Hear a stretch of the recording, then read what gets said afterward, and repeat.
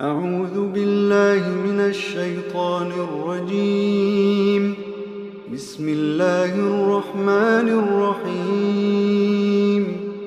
ربنا إنك تعلم ما نخفي وما نعلن وما يخفى على الله من شيء في الأرض ولا في السماء.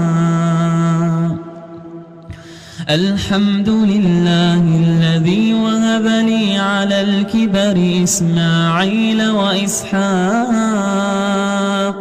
إن ربي لسميع الدعاء. رب اجعلني مقيم الصلاة ومن ذريتي ربنا وتقبل دعاء. ربنا اغفر لي ولوالدي وللمؤمنين يوم يقوم الحساب.